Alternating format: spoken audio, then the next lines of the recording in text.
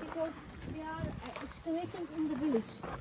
So we are, a part of the mount process in here because life is continuing in the settlement. So first occupation in the settlement happened. I'm coming. Yeah. Where are you? I'm sorry. بیا استاد بیا جات خالی. Come here. Hello, welcome. Okay, thank you. Do you need any No. chair or something? Okay. So the Sayburc is a kind of living settlement because life still goes here, and we have prehistoric Neolithic settlement here first in the mid-9th millennium BC, and then settlement was abandoned and occupied again during the Romans. And Roman occupation especially concentrated in the northern part of the mount. And then after a long break, end of the 40s, the settlement occupied by the modern village who comes from the next village from the Sayburc. The most modern destruction and Roman destruction are happened here. So in that part, we found the buildings only small traces. But the settlement continue up to south. So there are another occupation area here, which is not settled by the Romans or the modern people. So we can excavate more larger areas and more well-preserved architecture there. I first want to show you this building to you because this is the first remains that we found in Sayburc, and the Sayburc known from this, reliefs, and many people came here to see the reliefs. So I first want to show you the reliefs and the buildings, the reliefs in it. Then we will go the other area, the other excavation area, and I will give you more details about the settlement there. This part of the settlement, as I told you, disturbed the Romans and the modern occupation very heavily. So we didn't get any in situ findings or real placed building elements inside. Everything was mixed together. For example, Neolithic fillings. Mixed was the Roman tiles and the pottery. So up to bedrock, everything was mixed. Yeah. But we could see the base of the settlement and then get the plan and the shape of and the size of the building. As you see, it is almost 12 meters diameter, and it is a kind of round structure, but has rectangular shape but round with round corners. And in the middle there are two standing, two high leveled things in the middle, one here and the other here. We are thinking that this kind of rectangular bases belongs to T-shaped pillars. So there was a two T-shaped pillars was standing inside the building. The period? Prepotri Neolithic. Period. Prepotri Neolithic B, early Prepotri Neolithic B, mid 9th millennium BC. We have radiocarbon dates only from the southern area because the deposits are much well preserved there. So we have in situ findings and we have 11 dates there. All of these dates concentrated between 8,600, 8,300. Oh, that's a fantastic. The lion, yeah? No, they are not lion, they are leopards. Leopard. You can enter and to see the reliefs more over here, but from the other side.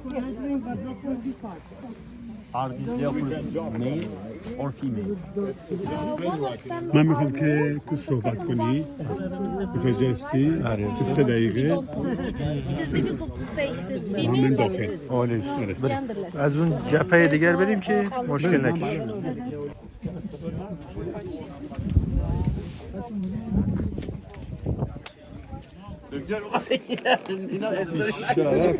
من استوریش میکنم بفرم جواد ایزم زده بر بای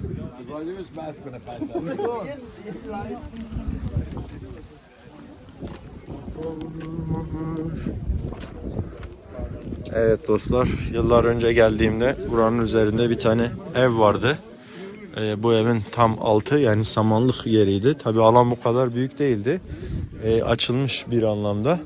Şu an hali hazırda işte kazısı yapılıyor. Burada oturma sekileri söz konusuydu. Muhtemelen yönetici sınıfın olduğu.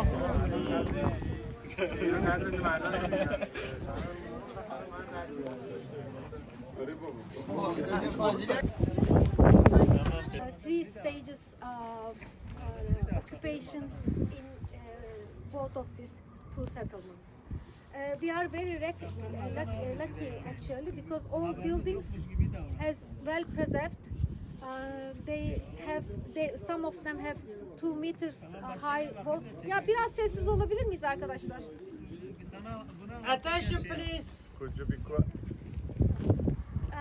And they continue up to bedrock.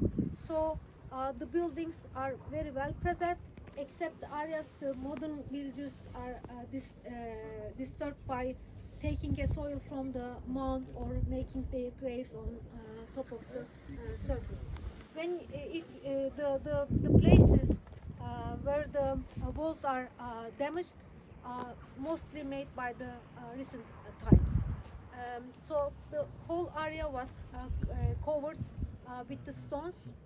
At the beginning of the excavation, it was our first observation. This showed us that not only the buildings, the whole settlement was filled up and left it together. And the building in Sayburc are attached each other. So they have a very dense settlement pattern. There are no roads or empty spaces between the buildings, all attached each other, and they follow the topography of the bedrock. Probably that's why the buildings' plans are not standard. Some of them are more round, the others like rectangular-ish, and the others like absolute plans like this one.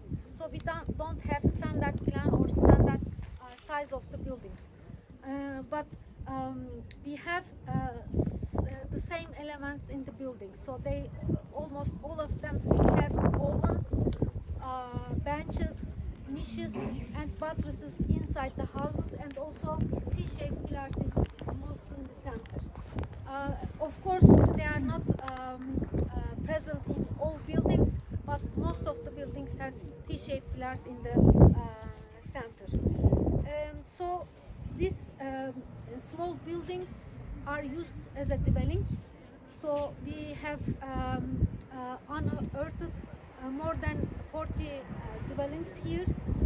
With these dwellings, we have two clear special buildings. One is already excavated, the other still excavating. And we have also different kind of structures, which some of them are like a depot areas, or as this building. Some of them are not clearly special buildings or not dwellings. Maybe the buildings between them, maybe they had special purposes that we will understand maybe next years. I want to show you some details about the architecture. They use stone as a main building material, but they plastered all walls. So we couldn't reach the plaster in all buildings, but as you look at this structure, there are plaster on the walls, and below the plaster there are soil, yes, clay plaster. So most of the walls has soil layer. Then we could understand that this is the layer between the plaster and the wall. This makes the plaster unstable, and it's fall easily, and most of the area were disturbed because of this. But in some places, like this wall and behind it, there are plasters.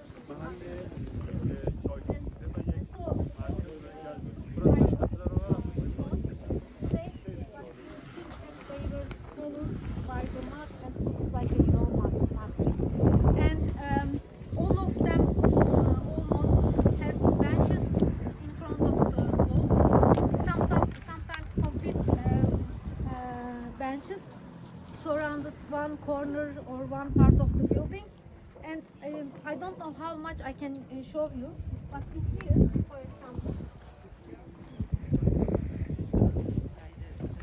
they made the bench carved by the bedrock, and when the bedrock is get down, they continued it with the stone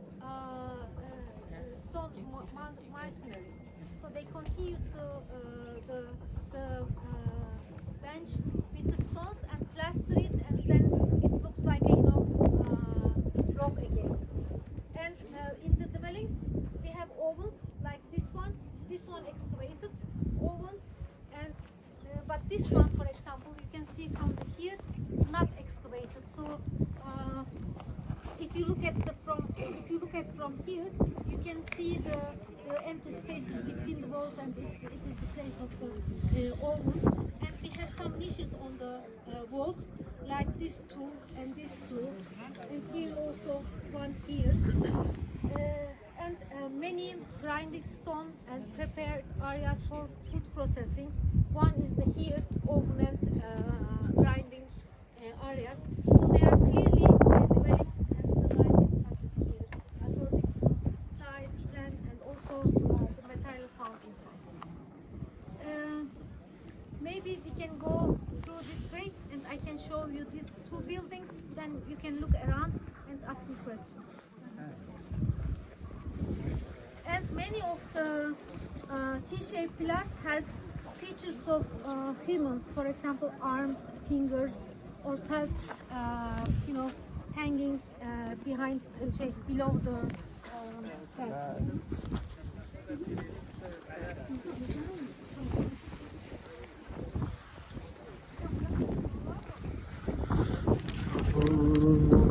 Şu topraklara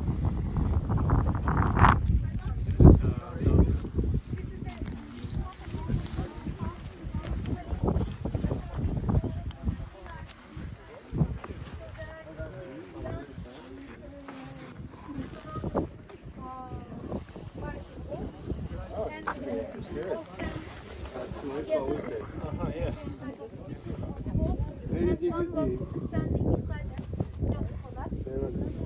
But it is not a clearly special building also,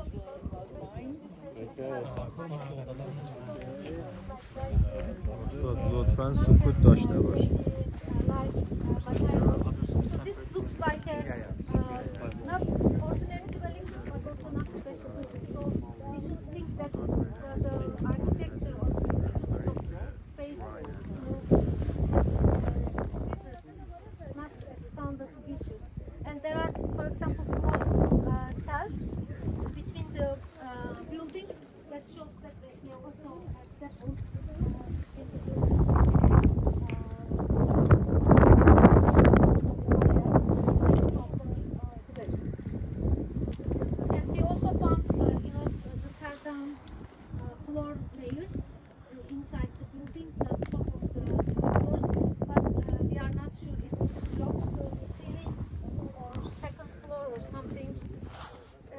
think about it.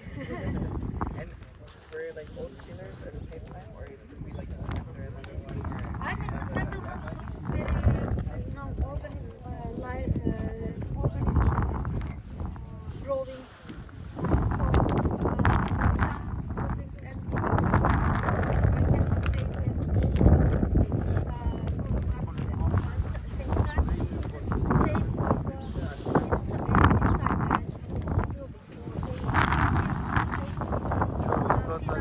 for example, they put in front of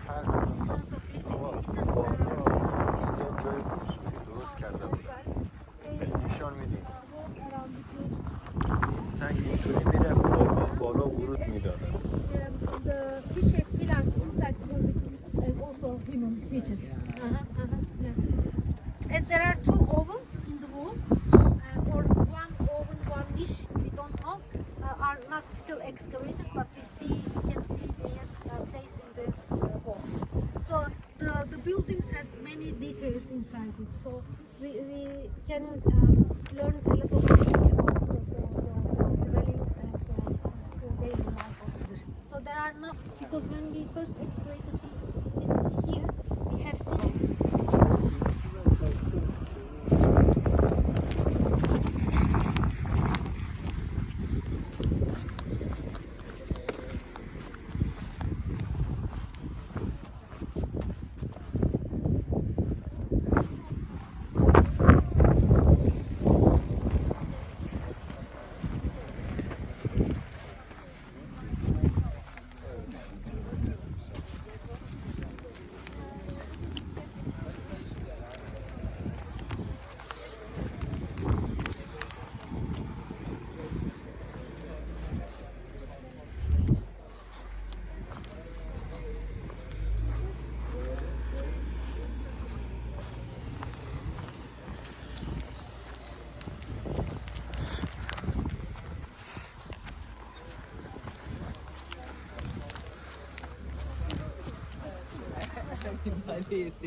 yeah.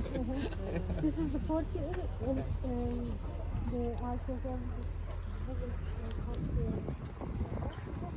And have you been leading the excavations the whole time? Like all 4 years? Okay. And where did you work before?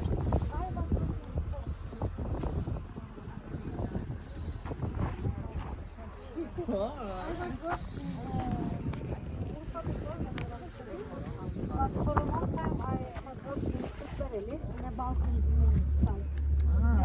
The time difference and the material and everything was different. So my PhD was about the balcony, Neolithic periods and everything. But I was studying in that region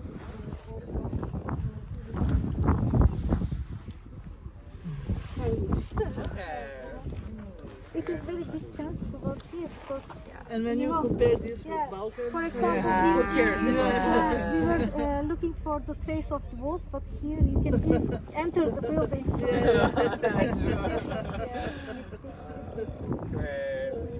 What is your feeling about the T pillars, their purpose and what they represent? Multi-purpose, probably. Today we have talked with other guests before you because T shape is quite suitable to carry the